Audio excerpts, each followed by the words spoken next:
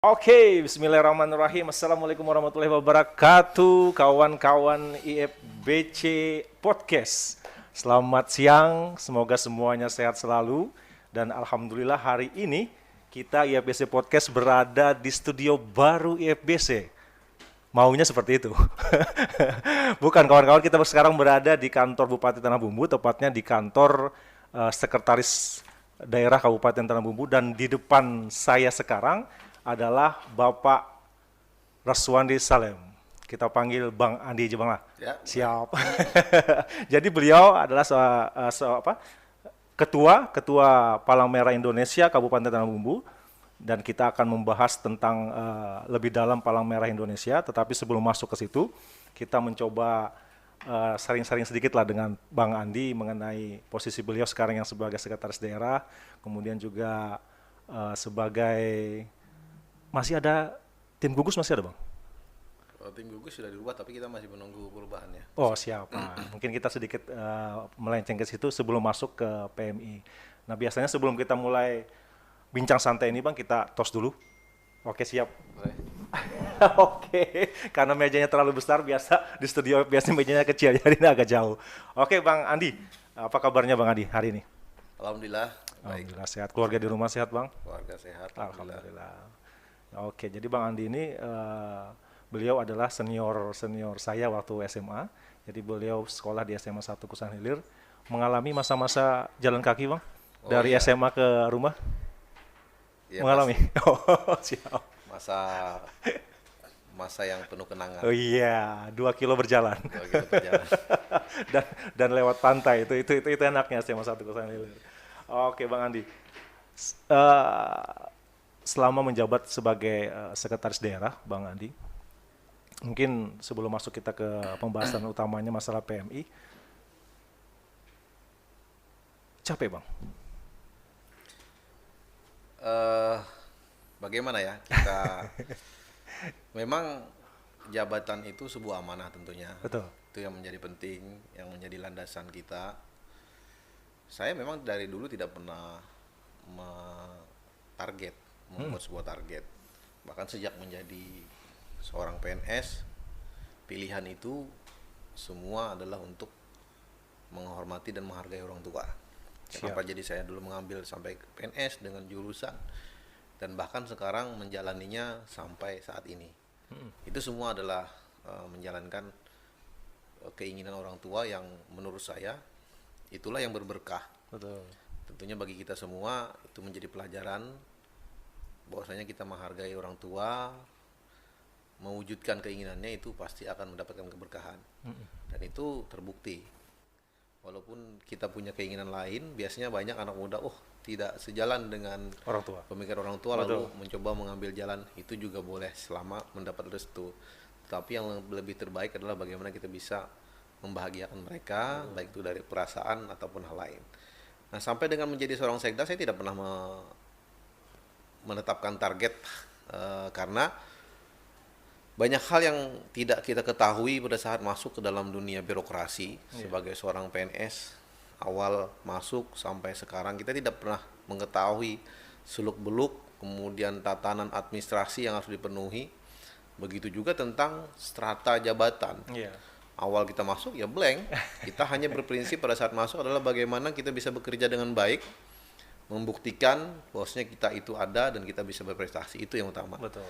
Berjalan sampai sekarang tiba-tiba mendapat amanah menjadi seorang sekda, itu mengalir sebagaimana air mengalir, kita ikuti dan saya yakin itu semua adalah karena berkah dan doa orang tua. Oh iya betul Bang, pasti. Nah, kemudian apakah ditanyakan itu berat?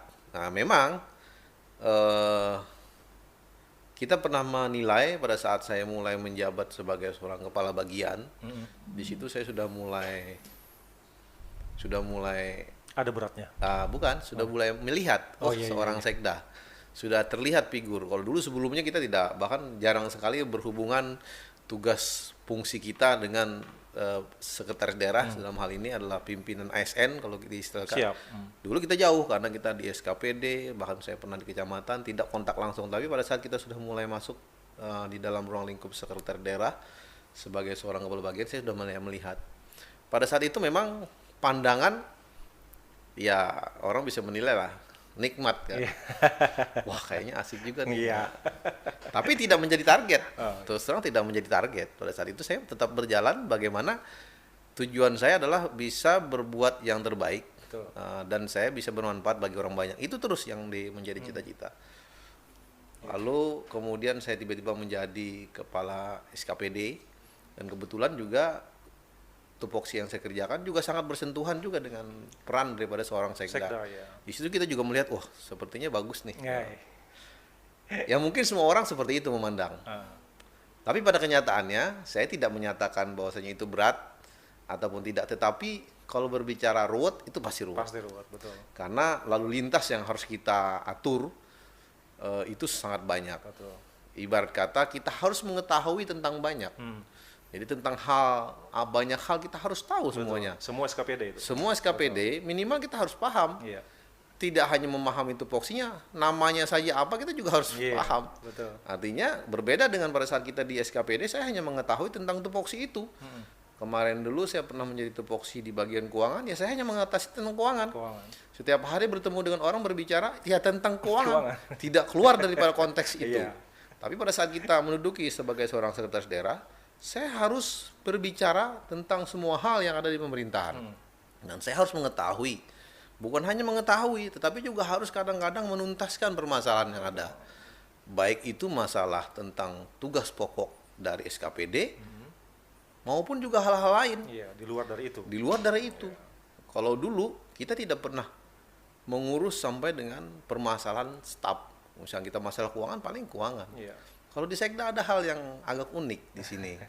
Jadi sebenarnya selain kita juga harus bergaul internal yang pasti, eksternal kita juga harus membuka ruang. Betul. Bagaimana kita bisa berkomunikasi dengan instansi-instansi vertikal yang ada di kabupaten untuk menjamin hubungan baik antara pemerintah daerah dengan instansi vertikal yang ada, itu tentu harus kita bangun. Kita membantu, sebagai tugas kita adalah membantu bupati dalam hal ini bagaimana kita mensinkronkan semua kebijakan beliau, semua program yang ada untuk bisa disinkronkan baik itu internal antara SKPD maupun dengan eksternal. Iya, betul. Nah, ada hal yang unik saya bilang tadi adalah selain daripada itu juga tidak terduga. Ternyata ada tugas tambahan yang kadang-kadang juga seru gitu loh. Seperti halnya contoh, terkadang saya itu harus lebih dalam mengetahui tentang permasalahan orang. Dalam hal ini ASN, karena kewajiban saya adalah ASN. Artinya kadang-kadang kita dituntut untuk kepo. Dalam hal ini kepo adalah saya harus tahu nih. Pribadinya. Masalahnya kenapa?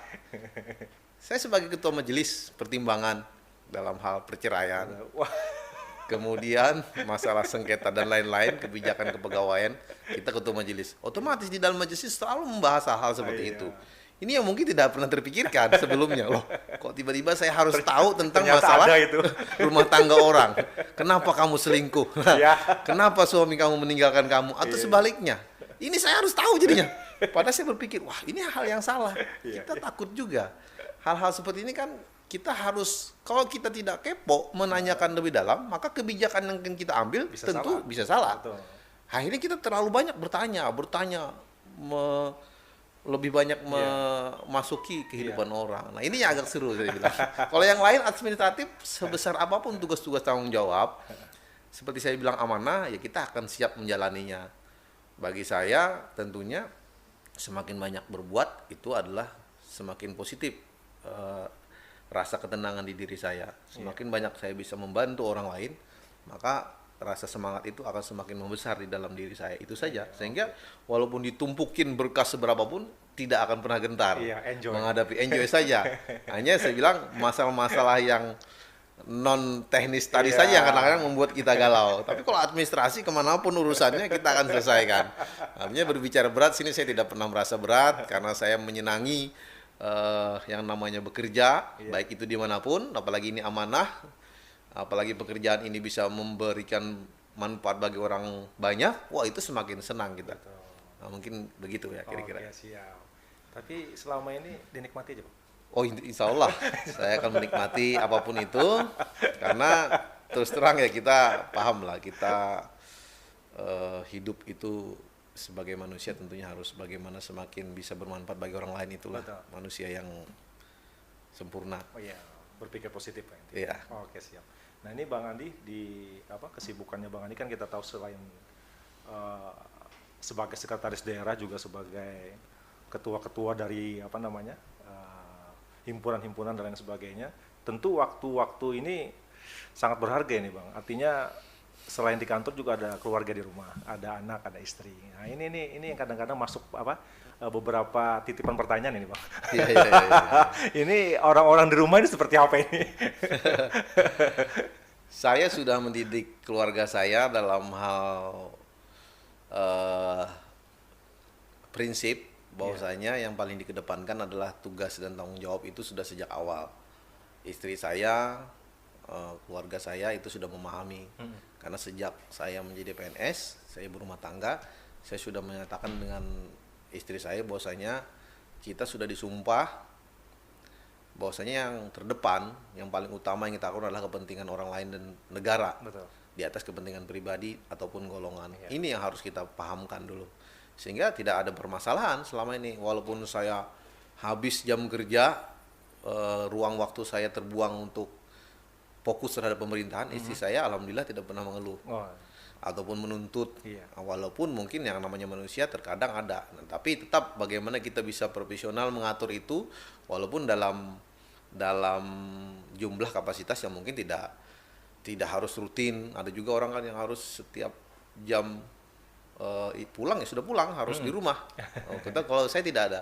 Sehingga sampai sekarang pun kalaupun saya lembur ataupun ada tugas tambahan tidak ada masalah. Oh, siap. Dan itu sampai anak pun sekarang, Iya. apalagi zaman COVID sekarang semua pada mengumpul. Iya, di Kalau rumah. dulu kan mereka semua lagi di sekolahnya masing-masing, tidak begitu memperhatikan. Sekarang karena mereka libur kumpul di Iya. sini, kadang-kadang juga ada selentingan. Iya.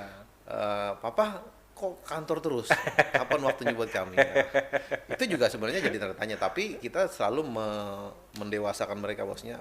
Papa sekarang lagi bekerja, artinya ada hal yang harus dituntaskan. Nanti ada waktu yang kita siapkan untuk bersama. Betul. Sehingga tidak ada kendala. Iya, Jadi walaupun mau lembur kayak mau apa, Iya. belum ada sih istri saya mengomel itu gitu. Oke. Alhamdulillah. Paling anak aja yang sedikit. Nah, anak ini karena mungkin kebetulan COVID-19, jadi kada kumpul semua di Iya. sini, akhirnya mereka meminta Menunggu meminta mana ruang nih? untuk itu. Kalau Mana ini sebelumnya, papanya datang ke rumah. jadi itu sejak sudah mulai bekerja berumah tangga saya sudah tanamkan dengan istri saya. Sehingga tidak mestilah. Misalkan harus setiap Sabtu Minggu harus kumpul, tidak mesti. Saya dulu Sabtu Minggu pun tetap bekerja. Maksudnya begini, ada prinsip yang saya pegang sejak awal dan itu selalu saya ingatkan kepada seluruh teman-teman ASN, baik itu teman satu level apapun di bawah saya. Oke. Setiap saya duduk dalam satu organisasi, semua staf saya pasti salah satu yang saya ingatkan adalah hal ini. Kita sebagai PNS itu digaji oleh negara. Betul. Dalam hal ini dibayar di depan. Iya, bayar duluan. Ya mungkin semua tahu. Iya. Tidak berbeda dengan non PNS. Iya. Kalau non PNS mereka digaji setelah bekerja. Karena akhir bulan baru mereka dibayar. Berbeda dengan kita. Kalau kita PNS itu dibayar duluan. Iya, iya. Artinya apa? Kita sudah full menerima di depan walaupun kita belum memberikan kinerja sesuai dengan tanggung jawab. Iya. Tanggung jawab kita adalah dalam satu bulan kurang lebih 21-22 hari kita bekerja. Dikali 8 jam per hari. Itu adalah tanggung jawab yang sudah kita ambil dari gaji yang kita berikan untuk anak istri di rumah. Iya. Artinya harusnya kita full dong bekerja. Iya, iya, Satu hari 8 jam. Kalau kurang berarti kita termakan hal yang bukan hak kita. Iya, iya, iya. Nah, untuk itulah dulu saya selalu, kenapa? Sampai sekarang pun konsep organisasi saya seperti di sekretariat daerah, saya selalu meminta teman-teman sepakat untuk menambah jam kerja. Dengan kesukarelaan hati tanpa menuntut uang lembur. Iya. Sehingga kita menambahkan dulu waktu saya di bagian perlengkapan di BPKAD itu 1 jam.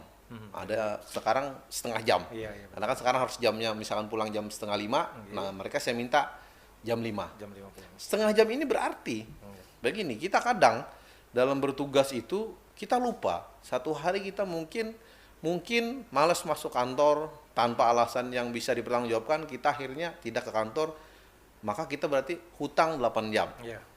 Atau kita ke kantor, Terlambat. sampai di kantor tetapi kita tidak membuat kinerja apapun. Oh. Nongkrong-nongkrong saja di warung, atau mungkin asik berbicara dengan yang lain tanpa membuat kinerja. Kita juga hutang. Iya, iya. Hal ini kalau kita kalkulasikan dan kita akumulasikan sejak kita menjadi PNS, Iya. mungkin berapa ratus jam Berapa yang ratus jam. yang sudah saya makan Iya. dan saya berikan kepada anak istri saya, tapi sebenarnya bukan hak saya. Iya, iya. Karena kan saya itu diikat. Iya. Kita semua diikat, kontrak.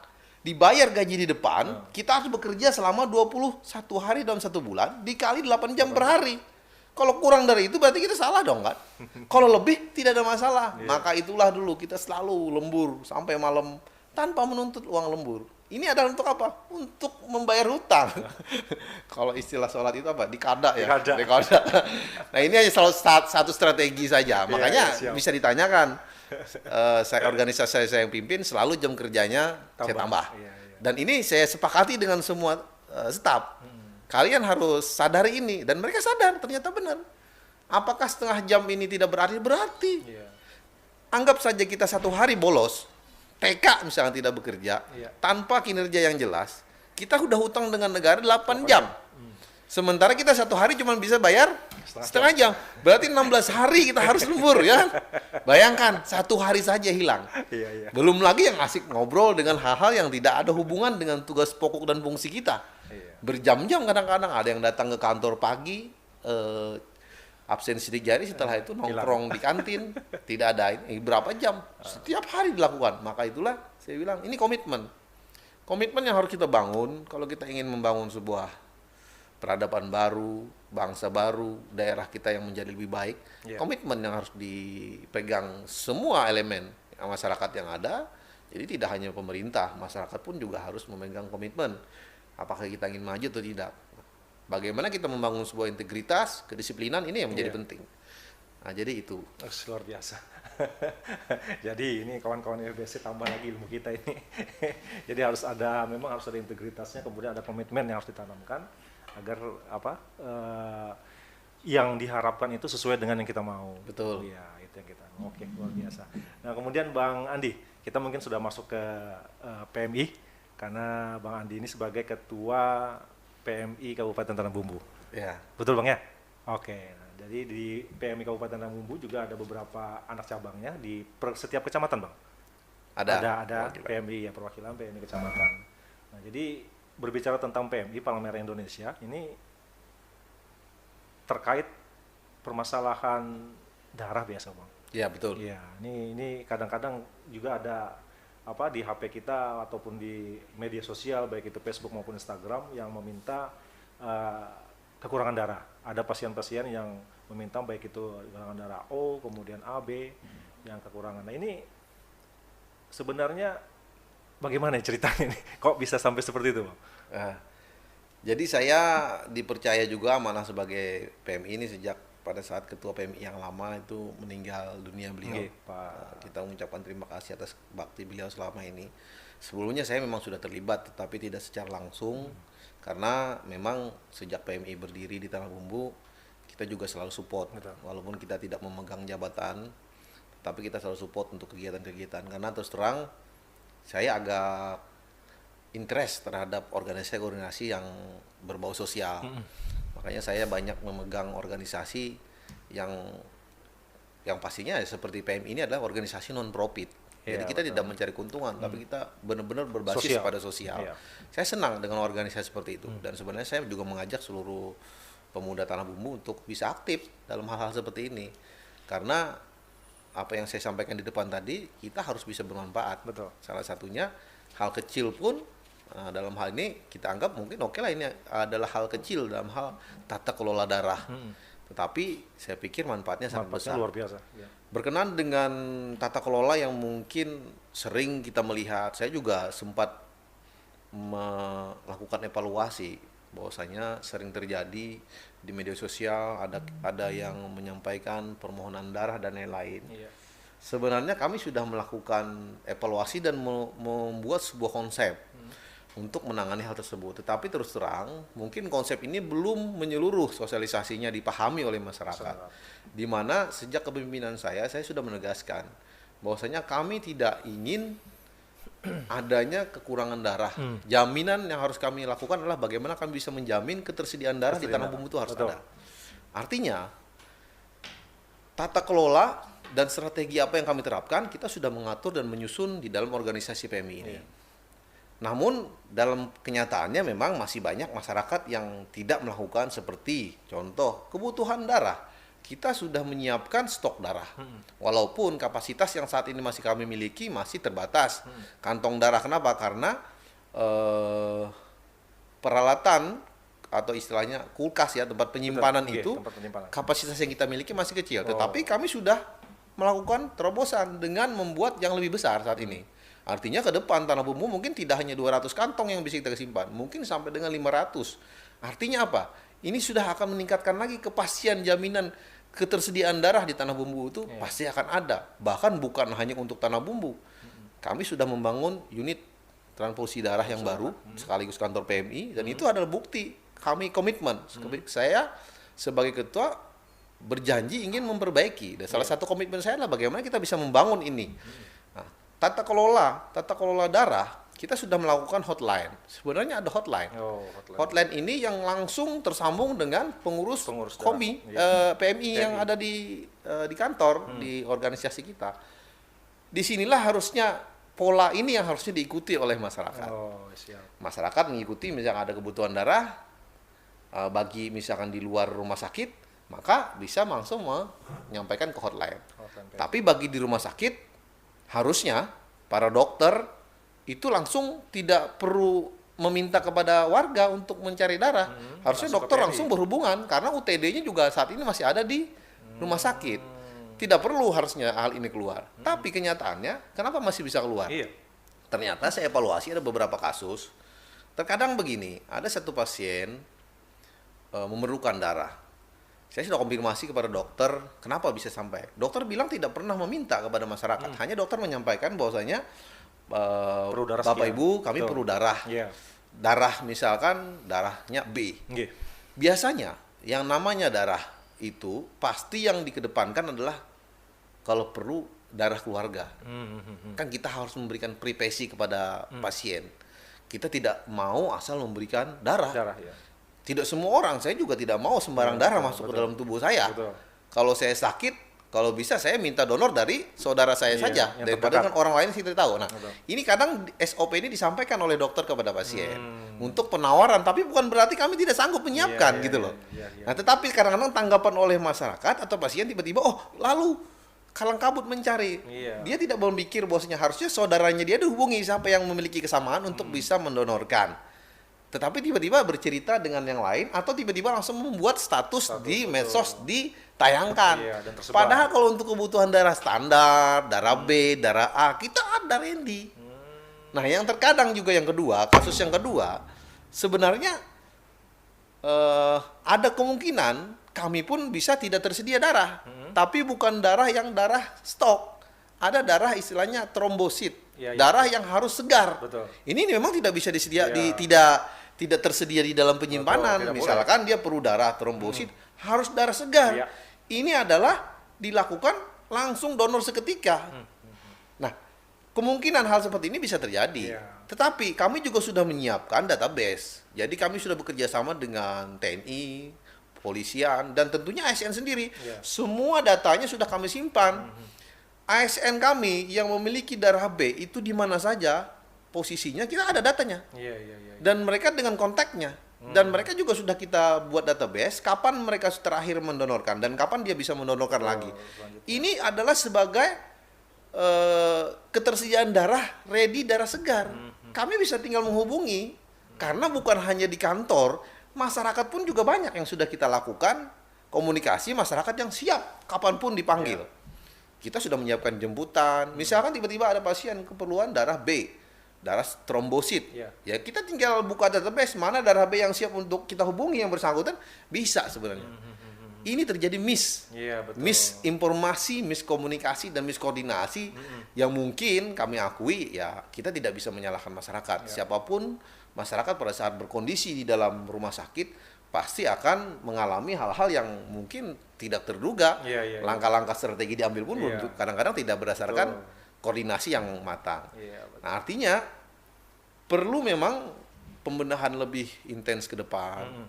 Bagaimana kami harus memahamkan program dan prosedur ini kepada masyarakat, tentunya harus dipahami semua. Begitu juga terhadap para pelaku kesehatan, dalam hal ini para perawat, para medis, dokter yang ada di rumah sakit, berkenan dengan hal darah, tentunya harus lebih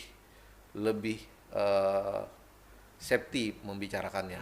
Dalam artinya jangan sampai masyarakat salah tangkap nih. Iya, dikira Salah tidak tangkap ada. dikira nggak ada darah, Pak. Iya. Padahal bukan darahnya nggak ada, tapi Iya. yang diperlukan darah segar. Iya. Mungkin di rumah sakit di stok kita nggak ada trombosit karena kita tidak ada. Nah, ini yang miss, yang mungkin ini informasi ini perlu kita sosialisasikan Iya. supaya masyarakat paham. Karena kita juga tidak enak mendengar bahwasanya saya ada yang menyampaikan statement, saya selalu mendonor. Kenapa? Kok kosong Kok terus? kosong Iya, terus? Nah, kan begitu. Bukan darah itu yang dimaksud. Iya. Darah ada dua, saya bilang kan. Iya, Kalau darah ketersediaan biasa, kita nggak pernah kekurangan. Oh. Dengan 200 kapasitas itu, sampai hari ini, insya Allah mencukupi.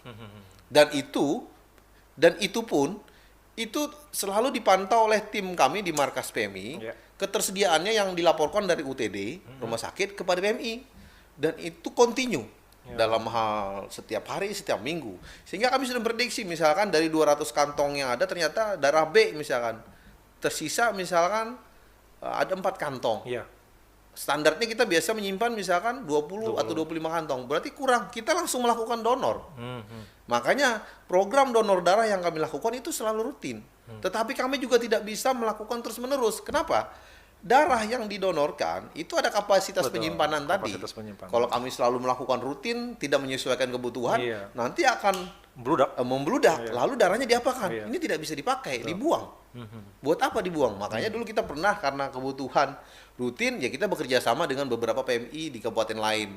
Akhirnya darah-darah masyarakat, perusahaan yang sering ingin menjadwalkan, oke, kita donor bersama.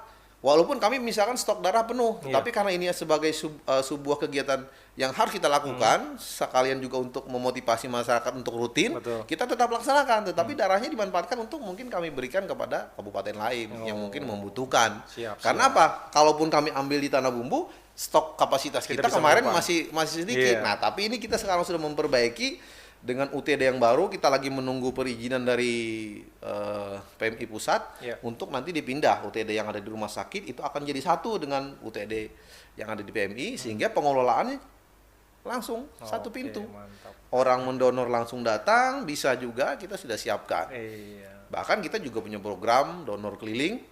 Kita sudah siapkan mobil, dulu tidak ada, sekarang sudah ada karena keinginan Bapak Bupati untuk bahwasanya fasilitasi, maka kita diberikan support juga salah satu unit mobil untuk bisa melakukan donor keliling. Iya. Dan kami berjadwal, teman-teman itu hampir setiap waktu berjadwal ke Iya, desa-desa kepada masyarakat-masyarakat yang memang sudah menjadi langganan kita dan Iya, sudah iya, menjadi database. Betul. Artinya kita yang jemput bola. Saya bilang kita tidak bisa. Ini sudah darahnya orang diambil, masa mereka disuruh datang sini Datang dengan ke situ, biaya. betul. Kita harus rubah konsep. Kita Ya. jemput bola mereka, jadwalkan kapan. Nah, seperti itu. Mas. Makanya kita berharap ke depan tentunya kami menyadari pasti apa yang kami terapkan belum tentu sempurna. Betul. Pasti masyarakat belum tentu juga semua bisa menerima dengan hal ini. Tapi Iya. kami bisa memastikan bahwasanya untuk Tanah Bumbu kita sebagai pengelola darah dalam hal ini Palang Merah Indonesia bisa memastikan untuk ketersediaan darah kita pasti akan mencukupi. Mantap. Ini sebenarnya bukan anggapan masyarakat saja, anggapan saya juga seperti itu, Bang. Ya. Artinya kok sampai apa namanya sering beredarnya di media sosial ini bahwa stok darah kosong, ada yang perlu 10 kantong, ada yang perlu 8 kantong. Jadi saya berpikir ini kok PMI tidak ada anunya, tidak ada apa namanya, apakah tidak ada stok di PMI? Tidak Ternyata kita tahu ceritanya ini. Dan salah satu faktor juga yang itu terjadi adalah banyaknya masyarakat yang berjiwa sosial. Jadi masyarakat yang berjiwa sosial tiba-tiba datang ke rumah sakit Iya, menjenguk, betul. menjenguk tetangga, tiba-tiba dia bilang, kami kekurangan darah. Dia foto itu pasien, langsung Iya, langsung diupload. Maksud hati dia adalah bagaimana supaya bisa membantu. Padahal belum tentu benar Iya, caranya. iya, Ada, kalau dia mau membantu, dia hubungi ke hotline kami. Iya, betul. Sampaikan, ada nggak stok darahnya? Tidak Oke. pernah kita menjawab tidak ada. Artinya biar bagaimanapun kita akan jemput bola. Tidak Siap. ada di tanah bumbu, kita akan ambil di tala. Siap. Atau kalau perlu kita ambil di mana. Kalau tidak, ya kita donor langsung seketika. Karena saya bilang tadi kita punya database. Iya. Database masyarakat yang siap mendonorkan Siap darah mendonor. setiap saat. Anggota ASN itu ribuan. Iya. Anggota TNI itu juga banyak. Iya. Polri juga banyak. Dan mereka semua siap. Menunggu call saja dari kita. Artinya tidak mungkin tanah bumbu kekurangan darah. Iya, iya. Apalagi kita tahu masyarakat tanah bumbu jiwanya sosial semua. Hanya untuk menyumbangkan 1 liter darah itu tidak takut. Karena saya sudah juga sering menemukan pada saat kita donor darah, kita minta 1 kantong, mereka minta saya kasih 2. Saking sosialnya. Saking sosialnya. Kenapa saya tidak diambil 2 saja gitu? Kiri kanan. Iya. Artinya tidak mungkin kekurangan stok kan. Iya, betul. Oke, Nah, siap. mungkin itu saja informasi, jangan Betul. sampai terjadi miss, dan kita lebih bagus kalau ingin membantu, membantulah dalam jalur yang sesuai. Betul. Hotline ada. Iya. Kita misalkan menemukan ada orang membutuhkan, bantu komunikasikan ke hotline kami. Kalau kami menyatakan tidak siap, silakan Iya. membantu dengan cara lain. Tapi kalau dengan menyebar berita, lalu mengcapture Iya. kebutuhan ini, itu seakan-akan kita tidak bekerja. Tidak ada, iya, Kami betul, paham, seakan-akan betul. PMI tidak ada. Oh Betul. tidak. Kita difasilitasi oleh negara untuk memberikan bantuan dan pengelolaan terhadap darah bagi masyarakat. Itu tanggung jawab yang harus kami lakukan. Iya. Dan itu sudah kita kedepankan dengan sistem. Sehingga base untuk penyimpanan kita juga sudah siapkan lagi yang menjadi lebih besar. Oke. Dan- Mungkin juga Bang, perlu kesigapan dari petugasnya mungkin. Artinya setelah media sosial ini beredar tentang yang permintaan tadi, mungkin petugasnya setelah membaca harus langsung Kalau selama ini tim saya, Hah? tim kami di markas, saya yakini sigapnya sudah cukup sigap. siap. Hanya kadang-kadang mereka belum tentu membaca medsos. Oh iya. Bisa Kendalanya di saja. situ. Makanya kadang saya yang langsung instruksikan, Iya. ternyata ada di medsos nih. Saya langsung kirim ke markas. Seketika langsung ditangani. Nah, seandainya itu tidak melalui medsos, langsung ke hotline, mungkin tidak akan ribut. Betul. Kan begitu. Betul. Kalau tim kita itu 24 jam. Wah, mantap. Silahkan saja hubungi hotline Iya, itu. iya. Artinya kita sudah bagaimana mengatur ini sedemikian rupa. Nah, hanya masalahnya karena kita masih berbeda tempat. Saat ini UTD ada di rumah sakit, sementara PMI-nya ada di kantor yang baru. Ini masih ada kadang-kadang terjadi misinformasi. Nah, ini yang masih kita meminta juga kepada pimpinan dan bahannya Pak Bupati untuk penegasan. Karena otomatis nanti PMI adalah sebuah organisasi di luar pemerintah. Betul. Nah, maka otomatis nanti akan ada orang, dalam hal ini SDM. Kita memiliki SDM yang memiliki keahlian dalam pengelolaan darah. Itu ada beberapa orang yang kita diklatkan waktu itu dan dibiayai oleh negara untuk sebagai ahli dalam tata kelola transfusi darah. Oh, iya. Itu ada di rumah sakit. Oh, Nah, mereka lah selama ini yang mengelola UTD-nya. UTD. Nah, otomatis peralatan yang ada di sana pun itu juga dari pemerintah yang harusnya menjadi pengelolaan kita. Oke. Nah, kita berharap ini nanti dengan kebijakan Bupati dan sesuai dengan instruksi PMI Pusat, Iya. ini harusnya sudah pindah ke kantor yang kita siapkan. Iya. Sehingga ini sudah terintegrasi. Apapun kebutuhan darahnya, mau itu darah yang tersedia maupun trombosit, kita sudah siapkan dengan fasilitas yang semaksimal mungkin. Wah, luar biasa. Nah, ini Bang, tadi disampaikan oleh Bang Andi bahwa PMI ini punya database. Database artinya semua orang yang memang sudah biasa untuk mendonorkan darahnya, itu sudah ada datanya. Jadi rutin diambil. Artinya diambil baik itu tim yang langsung ke orangnya ataupun juga orangnya yang mendatangi Ya. PMI, betul. Nah, ini kalau yang pendonor tetap seperti ini ada penghargaannya, Bang? Penghargaan sebenarnya kita lagi konsep. Secara saya lagi membuat bagaimana lebih menarik. Iya. Maksudnya begini, orang memberikan darah ini kan selain geososial, dia juga harusnya ada mendapatkan reward. Betul. Makanya yang kita jalankan sampai hari ini adalah satu, itu program dari pusat adanya reward dalam kategori 100 kali mendonor, Oke. dia akan mendapatkan sate lencana. Oh. Nah, itu jelas. Kemudian ada juga cincin emas yang akan diberikan oleh PMI Pusat, tapi dengan kategori tertentu. Oh, iya, Nah, kami lagi mengkonsep mungkin dari daerah ini sebagai motivasi.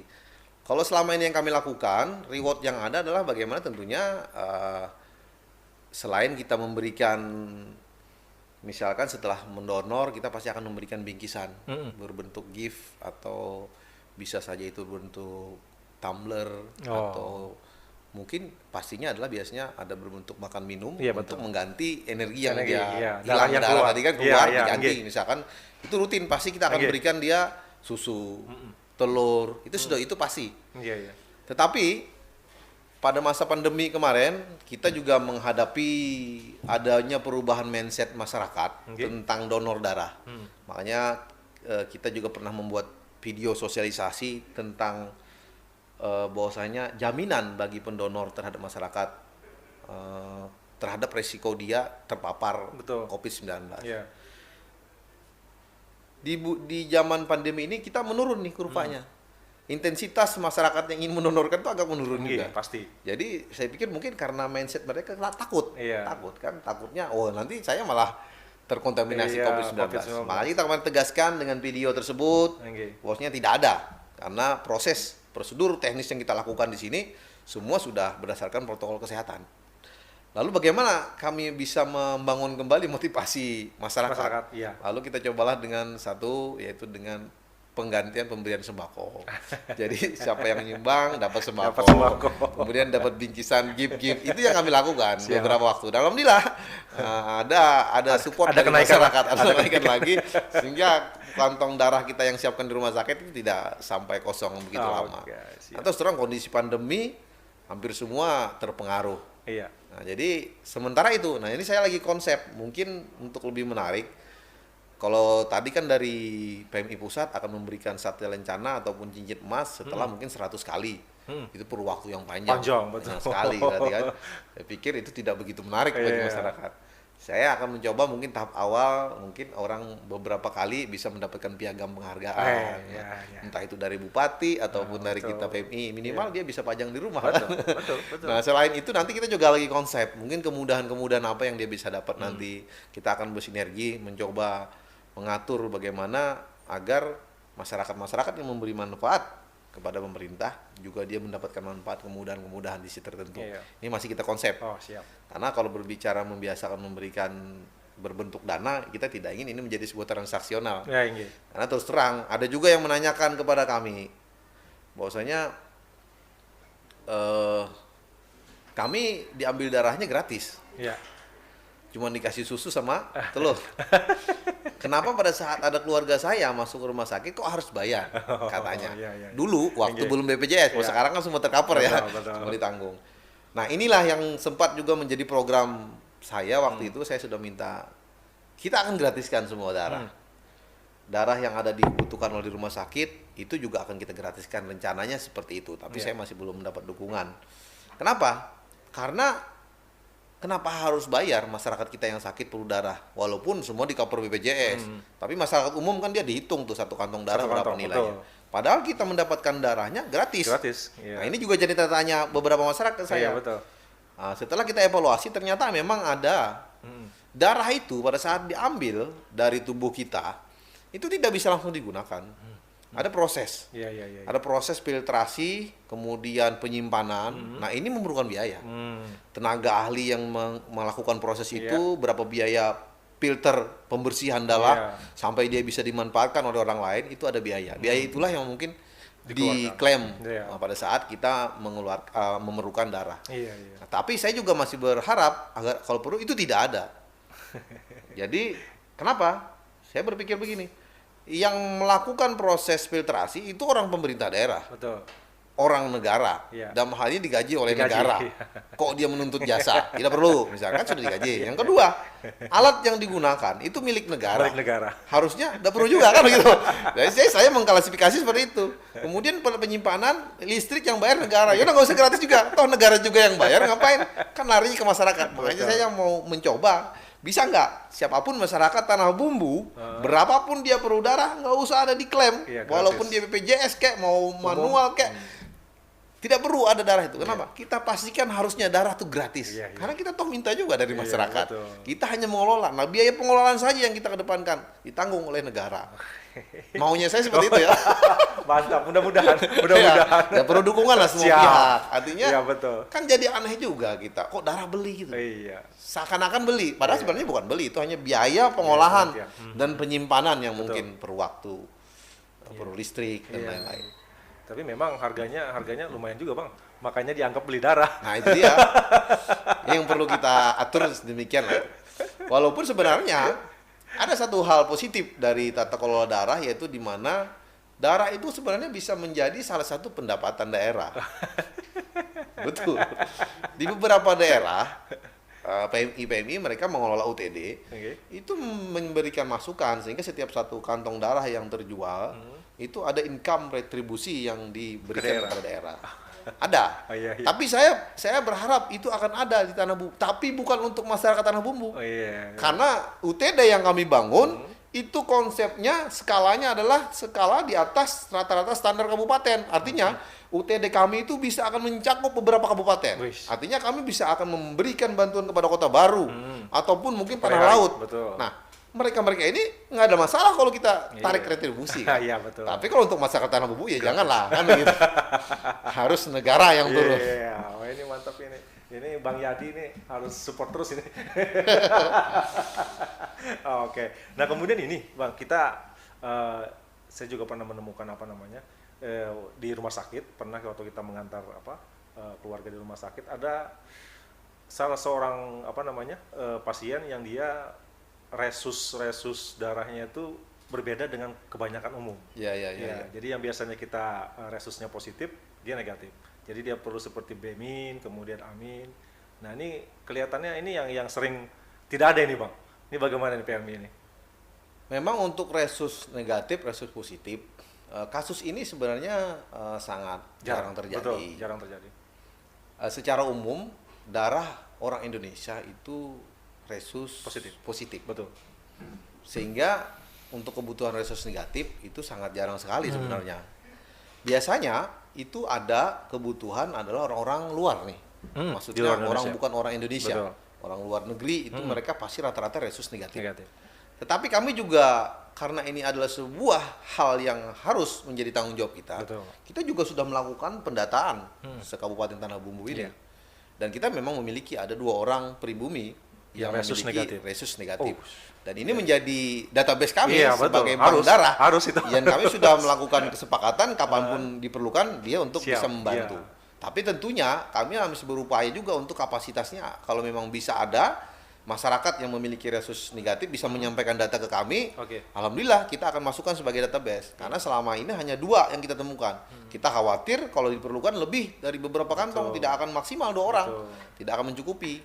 Cuman ya dalam perjalanan sampai saat ini memang jarang sekali terjadi resus negatif ini. Tapi ada, kami siapin walaupun baru 2 orang. Siapa tahu ada 5 atau 10 kan alhamdulillah nih. Sebagai database lah. Database untuk yang negatif. Oke, mantap. Nah, kemudian berbicara tentang pandemi Covid ini, Bang Andi. Ini ada ada gerakan-gerakan dari PMI dalam hal menghadapi pandemi seperti ini? PMI seperti yang saya sampaikan adalah organisasi sosial. Tentunya berkenan dengan segala macam bentuk bencana. Ini berbicara pandemi itu adalah bencana non alam. Betul. Bencana, apalagi sudah dicanangkan bencana nasional. Tentunya peran PMI sejak PMI terbentuk itu pasti selalu berhubungan dengan yang namanya kegiatan-kegiatan sosial terhadap penanganan bencana. Betul. Bukan hanya masalah COVID-19, banjir, kebakaran, bencana alam. Maka PMI memiliki peran yang sangat strategis di situ. Nah, tentunya kami pun dengan kondisional pandemi COVID-19 yang merupakan bencana nasional, non alam, maka kami harus berperan. Sehingga saya sudah instruksikan kepada tim kita sejak awal COVID-19 di Tanah Bumbu, kita sudah bergerak. Langkah yang pertama kami lakukan adalah yaitu penyemprotan disinfektan. Kita yang terdepan dulu melakukan penyemprotan di seluruh area-area fasilitas umum. Betul, pasum. Pada saat itu tanpa hal apapun kita bergerak dengan kapasitas sumber daya yang kita miliki. Kita lakukan penyemprotan semua. Walaupun kami mengakui kebutuhan permintaan untuk untuk desinfektasi pada saat itu cukup tinggi. Betul. Tapi kita lakukan semaksimal mungkin. Artinya dan itu sampai hari ini masih terus dilakukan. Rutin. Betul. Tapi hari ini berbeda. Kenapa? Kami sudah mendapatkan fasilitas. Jadi dari PMI pusat itu sudah mendistribusikan ke kami beberapa peralatan semprot disinfeksi, kemudian bahan disinfektan kita juga diberikan bantuan. Ditambah lagi kita juga mendapatkan bantuan adanya kendaraan roda 3 yang bisa kita bawa berkeliling ke kampung-kampung. Ya mungkin masyarakat Tanah Bumbu tahu lah beberapa saat sejak pandemi bulan Maret kemarin bagaimana peran kita. Itu yang pertama. Yang kedua, kami juga terlibat di dalam tim gugus. Saya juga menginstruksikan karena pada saat pertama dulu ketua tim gugus kan kebetulan saya sebagai sekda. Walaupun setelah beberapa bulan kemudian itu diambil karena arahan presiden, maka semua kepala daerah yang harus menjadi ketua tim gugus. Nah pada saat itu saya sudah menginstruksikan kita waktu itu ada membentuk 6 pos tim gugus. Nah di setiap pos ini ada anggota PMI, sukarelawan kita di beberapa kecamatan yang membantu tim gugus dalam melakukan penerapan SOP protokol kesehatan di posko-posko perbatasan. Dan ini kita tugaskan mereka dalam konteks sosial. Kita tidak meminta apapun konteks sosial. Dan ini berlangsung sampai dengan posko tersebut diputuskan untuk ditutup waktu itu kan. Kemudian kita juga dengan masa pandemi tadi sudah kita singgung di mana kegiatan donor darah tetap harus berjalan. Donor darah tetap harus berjalan. Nah, itu tetap rutin juga kita lakukan. Caranya saya bilang supaya ada masyarakat yang menelpon, saya mau donor nih, tapi saya nggak berani keluar rumah. Betul. Ada di mana Bapak? Saya di Mentewe. Jemput. Ke Mentewe. Nah, itu yang kita lakukan. Dan ini rutin juga sampai hari ini. Bahkan kita juga sudah mulai meningkat. Kemarin kita sudah pernah melakukan kegiatan sosial di mana penggalangan dana yang kami kumpulkan kami langsung distribusikan kepada masyarakat, yaitu ada beberapa donatur waktu itu yang memberikan, kita memberikan pada saat masker sulit. Nah, kita memberikan itu kurang lebih 10.000 masker. 10.000 masker. 10.000 masker kita sebar kepada masyarakat yang kita titip di seluruh kecamatan. Jadi dengan logo PMI kita bagikan. Itu adalah sebuah atau salah satu kegiatan program kegiatan kita yang menunjang pemerintah. Karena apapun strategi pemerintah kita harus selalu sejalan. Apa yang kami laksanakan itu tentunya harus berkaitan dengan program kebijakan yang ditetapkan oleh pemerintah. Nah kemudian di saat beberapa bulan terakhir ini kita juga sudah ada memberikan beberapa bantuan. Jadi selain masker 10.000 masker, kita juga memberikan sembako karena kita paham pada saat pandemi banyak masyarakat kita yang terdampak. Terdampak secara ekonomi, ya kita memberikan bantuan. Mungkin sudah ratusan sembako yang kita distribusikan beberapa kali event. Yang kita sasar adalah salah satunya ya masyarakat-masyarakat yang memang benar-benar terdampak. Para veteran perang itu juga salah satu kemarin target. Kemudian para pekerja-pekerja yang tidak bisa melakukan aktivitas di masa pandemi. Kemarin salah satunya pekerja seni. Nah ini kita berikan berupa sembako untuk minimal mereka bisa bertahan 1 bulan lah. Nah di beberapa waktu terakhir kita juga mendapat penyaluran bantuan dari pusat. Jadi dari PMI pusat itu ada memberikan kita yang kita distribusikan langsung kepada masyarakat, yaitu pemberian tempat cuci tangan, tong air. Itu sudah kita distribusikan di beberapa masjid. Kemarin sebelum Hari Raya Idul Adha kita sudah mendengar bahwasanya kebijakan pemerintah adalah mengizinkan untuk penyelenggaraan sholat Idul Adha. Otomatis protokol kesehatan menjadi prioritas yang harus diterapkan. Rata-rata kita melihat mungkin tidak semua masjid yang bisa memiliki fasilitas. Nah inilah kita distribusikan tempat cuci tangan kepada masjid-masjid yang rencana menyelenggarakan ibadah sholat Id. Kemudian kita juga kemarin mendistribusikan ada alat kit. Alat kit itu satu paket itu untuk protokol kesehatan. Ada isinya masker, ada juga tempat cuci tangan ya, hand sanitizer. Hand sanitizer yang itu sudah dikemas kurang lebih 3.500 ya. 3.500 paket dan ini langsung kita serahkan ke masyarakat. Nah, jadi hal-hal tersebut yang sudah kita lakukan sampai hari ini dan kami tidak pernah berhenti. Artinya PMI tetap memiliki semangat. Saya sudah tanamkan kepada tim kita. Kita adalah organisasi non profit. Kita jiwa sosial. Kalau mau gabung di sini, kalau sosial oke. Tapi kalau berharap sesuatu tidak usah gabung dengan PMI. Dan Tapi harus tetap semangat, Bang. harus tetap semangat. Kalau interestnya berbeda, nggak usah cari organisasi yang lain. Kalau mau di PMI ya harus siap-siap lah. Iya. Artinya malam-malam hari, kadang-kadang kami juga tidak hanya terkungkung dengan apa? Dengan donor darah. Iya. Seperti kemarin pada saat pemerintah daerah melakukan rapid massal. Pada saat berbicara rapid massal, kita menyadari SDM yang dimiliki oleh Dinas Kesehatan belum tentu bisa memfasilitasi. Betul.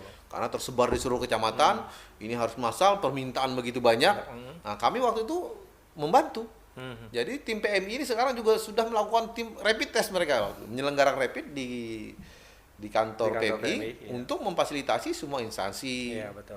Nah, jadi itu salah satu sumbangsih yang kami berikan kepada pemerintah. Iya. Artinya dengan tenaga ahli yang kita lakukan, mereka biasa mengambil donor darah, itu juga bisa untuk mengambil sampel untuk dilakukan penelitian rapid terhadap seluruh ASN, kemudian instansi vertikal beberapa.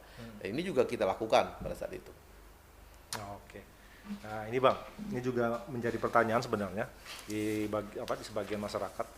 Jadi pada saat awal pandemi kemarin, kita biasa kan masyarakat itu bacanya tabel itu Bang. Tabel yang kabupaten ini, kabupaten Kota Baru, kabupaten betul. Nah, betul. Nah, kan pada awal-awal itu Tanah Bumbu melonjaknya luar biasa. Jadi orang masih positif 3, Tanah Bumbu sudah 100. Betul. Nah, tapi setelah berjalannya waktu kebalik ini. Terbalik, jadi Tanah Bumbu yang sedikit, kabupaten lain yang banyak. Ya. Ini apakah karena rapid testnya sudah berhenti dilakukan atau seperti apa ini? Jadi begini, itu strategi. Iya. Sebenarnya jawaban ini harusnya dijawab oleh Gugus. Oh, Ya. Gugus. Tapi karena kebetulan waktu itu saya ketua Gugus Siap. yang memiliki strategi kesepakatan kami awal seperti itu, ya kita bisa memberikan informasi sedikit. Iya. Jadi pada saat pertama kita menerima informasi tentang penyebaran COVID-19 masuk ke Indonesia, Iya. kita sudah bersiap. Mulailah regulasi-regulasi turun dari pusat tentang pembentukan tim gugus dan lain-lain. Kita bentuk tim gugus, lalu kita mengambil strategi langkah apa nih? Iya. Karena tiba-tiba ditemukan satu klaster. Klaster baru yang pertama-tama ditemukan adalah klaster Goa. Goa, iya betul. Nah, otomatis saya membaca dari regulasi yang dikirimkan oleh Kementerian Dalam Negeri, tata cara penanganan, dan kita juga melakukan evaluasi di beberapa kabupaten. Strategi yang paling tepat pada saat itu, yang pertama adalah bagaimana kita memfilter semua pintu masuk dulu. Betul. Itu yang harus utama. Iya. Walaupun kita masih belum bisa menetapkan keputusan memutus transportasi laut, Iya. memutus transportasi udara ataupun Iya, darat, darat, pada saat betul. itu tidak bisa. Iya. Lalu kita sepakatlah membentuk posko. Di posko lah kita mencoba memfilter dulu. Mudah-mudahan ketangkap di situ nggak sempat masuk, kan Iya, begitu iya. strateginya. Lalu kita sudah melihat petanya, dinyatakan adalah klaster Goa pada saat dibuktikan dengan adanya temuan positif di Kalimantan Timur, yaitu kebetulan waktu adalah pimpinan dari klaster Goa Iya, itu rombongan, yang ketua meninggal rombongan, ketua betul. rombongan dan dinyatakan positif COVID, kami langsung berkoordinasi dengan instansi vertikal dan hal ini Polres meminta data. Database yang kita temukan di Tanah Bumbu itu kurang lebih hampir 200 masyarakat kita yang Ikut ikut kemarin. berangkat ke sana. Itu yang terdata dalam rombongan. Betul.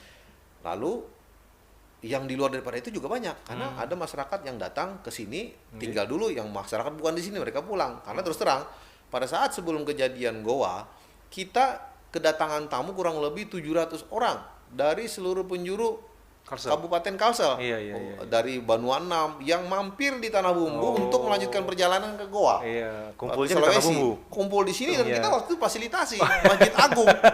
Masjid Agung itu kita tempat mereka istirahat waktu itu, Iya, walaupun iya. hati deg-degan karena sudah Covid. Saya sempat menyarankan kepada pimpinan untuk disampaikan alangkah bagusnya mereka jangan sampai berangkat waktu. Tapi tidak bisa ditahan Iya, kan, ditahan, mereka tetap betul. berangkat lah. Betul. Ada yang melalui laut, iya. ada yang melalui udara. Nah, 700 orang yang mampir ini itu bermacam-macam kabupaten, Iya, betul. kota. Tiba-tiba kita bingung, mereka balik. Iya. Pada saat mereka balik, itulah kita mencegat di posko. Ternyata mereka tidak datang di posko semua. Ada yang lewat pesawat. Posko pesawat sebagian. Nah, saya bilang tidak bisa begini. Kita dengan Dinas Kesehatan, kita tidak bisa kalau harus menjaga di posko. Kita telusuri saja. Caranya adalah kita harus tracking mereka di mana saja orang-orangnya, datanya di mana. langsunglah tim Dinkes. Nah, artinya dengan kajian yang dilakukan Dinkes, kita tracking saja dulu semua. Betul. Dari 200 orang, kurang lebih 200 orang masyarakat ini, mereka ada berada di mana? Dipetakan, didatangin. Setelah didatangin langsung direpit. Nah, rapid, lalu keluarganya rapid semua. Iya, rapid semua. Ketemu lah. Iya. Artinya akhirnya waktu itu kita sepakat, udah kita lakukan saja rapid. Misalkan ada 1 orang di sini, rapid semua schooling, lingkungannya. iya. Maka pada saat itulah kita langsung mendapatkan hasil. Betul. Jadi kita di depan memang, Tanah Bumbu strateginya memang di depan. Tangkap dulu nih. Seandainya kita tidak melakukan itu, saya tidak bisa membayangkan Tanah Bumbu sekarang Betul, kondisinya. betul. Mungkin lebih banyak lagi. Iya, iya. Karena yang kita temukan kemarin anggap 100, yang 100 ini kalau kita biarkan, ini bisa menjadi 1000. Betul. Karena kita menyadari konsep COVID-19 ini yang kita takuti sebenarnya bukan virusnya bisa mematikan, tidak. Sampai hari ini belum ada yang menyatakan virus COVID-19 ini yang mematikan. Betul, iya. Bukan, Iya. yang mematikan adalah penyakit Penyakit penyerta. bawaannya, betul. Penyerta yang Iya. yang mematikan. Yang kita takuti dari COVID-19 apa? Penyebarannya. Betul.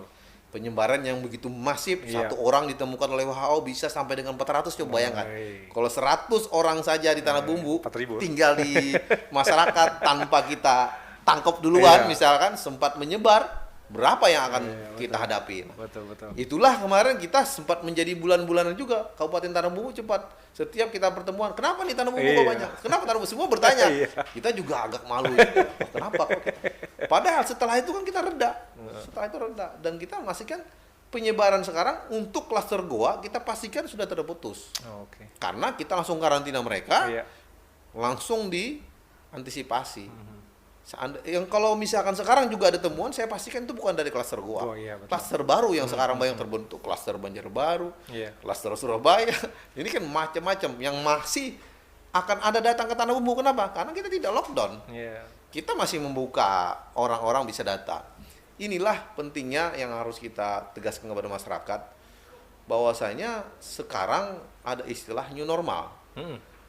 Bukan berarti normal. New normal ini adalah hanya sebuah tatanan baru, cara hidup baru yang harus kita patuhi, yang tidak lepas daripada protokol kesehatan. Artinya apa? Kita masih hidup di antara COVID-19. Iya. Saya tidak tahu di ruangan ini siapa Ya. yang ada COVID. Mudah-mudahan jangan. Iya, mudah-mudahan jangan. Karena saya tidak pakai masker. Jadi artinya apa? Penyebaran itu terus akan berjalan. Iya, betul. Sampai dengan ditemukannya vaksin, mungkin baru kita bisa bersikap lega.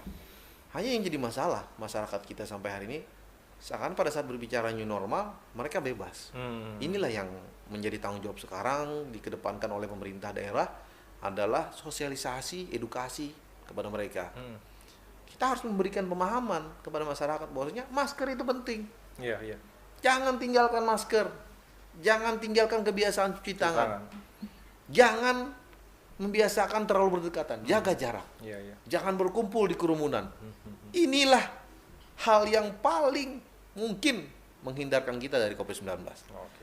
Tapi kalau kita tidak bisa melakukan cara-cara seperti itu, ya kita pemerintah tidak bisa menjaga satu persatu masyarakat. Iya. Ada 320 jiwa penduduk di Tanah Bumbu. Tidak bisa, tapi kita hanya bisa memberikan pemahaman. Mari kita jaga sama-sama. Iya. Kalau kita ingin Tanah Bumbu segera beralih ke zona oranye, kuning, dan bisa ke hijau, Hijau. kita akan damai semua. Kalau sekarang kita sempat dulu turun ke oranye, kembali lagi ke merah. Merah, betul. Apalagi kan industri, perusahaan-perusahaan yang selalu memberikan peluang karyawan datang dari luar daerah masuk. Iya. masuk. Ini yang juga menjadi salah satu indikator yang menambah peningkatan terhadap Peningkatan. pangkat. Oh, Nah, oke. kalau kabupaten lain sekarang kita lihat pada saat Tanah Bumbu kita berkutat dengan posko, kita berkutat dengan penegasan orang masuk, masyarakat harus kita rapid, kemudian semua kita wajibkan pakai masker. Kabupaten lain kan santai-santai saja, tapi sekarang lihat, Iya, kebalik. angka mereka sekarang sudah mulai naik. Mungkin saja satu orang yang dulu masuk sudah menyebarkan ke 10 Iya. orang. Dan saya mengetahui, kita pernah mendeteksi satu pasien ex-goa. Disitulah yang menurut saya ketakutan yang harus kita yakini bersama. Penyebaran COVID-19 ini Luar biasa. tidak terduga dan luar Iya. biasa. Satu pasien itu berada di satu kecamatan. Tapi tiba-tiba dia malam hari sempat berjalan ke kecamatan yang lainnya jauh jaraknya. Iya. Tiba-tiba pas kita temukan dia sakit, kita tracking datanya, kita datangin tempat yang positif. Positif. Bayangkan, padahal jaraknya jauh sekali. Dan hanya berbicara seperti ini saja. Oke, dia luar biasa. Ini produsernya sudah silang-silang ini Bang. Waktunya sudah terasa ini mungkin 1 jam lebih. Kita berbicara sebenarnya masih banyak yang harus kita minta masukan dari Bang Andi ini. Oke, terima kasih banyak Bang Andi atas waktunya. Karena kalau dengan saya nggak cukup 1 jam. Iya betul, betul sekali. Kalau berdiskusi dengan saya jangan beri waktu 1 jam. Dan harus kalau mau bisa tepat waktu, fokus saja dengan target pertanyaan. Iya. Kalau dicoba menjabarkan, wah kurang 1 jam. Karena saya biasa beberapa SKS. Tapi yang disampaikan semuanya menjadi ilmu bagi kita. Alhamdulillah kita tidak salah hari ini kita podcast dengan beliau. Terima kasih Bang Andi. Ya. Salam buat istri dan anak-anak di rumah. Salam hormat kami semuanya. Mudah-mudahan Bang Andi dan keluarga selalu sehat, selalu semangat untuk Tanah Bumbu. Ya, saya juga support ya untuk teman-teman IFBC Bang. terutama IFBC. Ya. Ini adalah satu ruang baru yang tentunya harus dibangun sebagai media informasi. Karena sekarang pemerintah daerah itu dia tidak akan bisa menyampaikan apapun prestasinya tanpa ada bantuan-bantuan ruang-ruang media. Betul. Yang harus disampaikan yang tentu langsung menyentuh kepada masyarakat. Dan kita juga berharap hal-hal seperti ini adalah sebuah inovasi bagi para pemuda untuk bisa memberikan ruang positif. Iya. Artinya peran dalam membangun. Jadi membangun kabupaten bukan berarti kita harus menjadi PNS. Betul. Tidak harus menjadi PNS dulu untuk membangun kabupaten. Dimanapun kita, dari elemen manapun, apapun peran kita bisa memberikan yang terbaik buat daerah. Mantap. Kita harus mengingat para pejuang, bagaimana memperjuangkan Tanah Bumbu. Sejarahnya kita tahu semua. Artinya kita adalah sebagai penikmat. Tapi kita menikmati tentunya harus tidak boleh keluar daripada rule. Iya. Apa yang dicita-citakan dari para pejuang kita adalah bagaimana agar masyarakat Tanah Bumbu itu menjadi sejahtera. Mantap. Tidak mungkin pejuang dulu rela mengorbankan jiwa dan raganya kalau hanya untuk membuat kabupaten yang tidak mensejahterakan rakyat. Betul. Artinya ini yang harus kita sepakati. Siap. Para pemuda semua yang di Kabupaten Tanah Bumbu, mari kita berkiprah. Terserah dari sisi manapun, selama itu untuk bisa membantu pemerintah dan untuk kesejahteraan masyarakat. Oke, luar biasa. Plus dulu mungkin. Oke, kawan-kawan IFBC Podcast, mungkin cukup kali ini kita berbicara santai dengan Bang Andi. Beliau selaku Sekretaris Daerah Kabupaten Tanah Bumbu dan juga Ketua PMI Kabupaten Tanah Bumbu. Dan jangan lupa pakai masker, cuci tangan, dan jaga jarak. Semoga semuanya sehat selalu. Terima kasih. Assalamualaikum warahmatullahi wabarakatuh. Waalaikumsalam. Salam, Bang. Oke. Oke. Terima kasih banyak, Bang.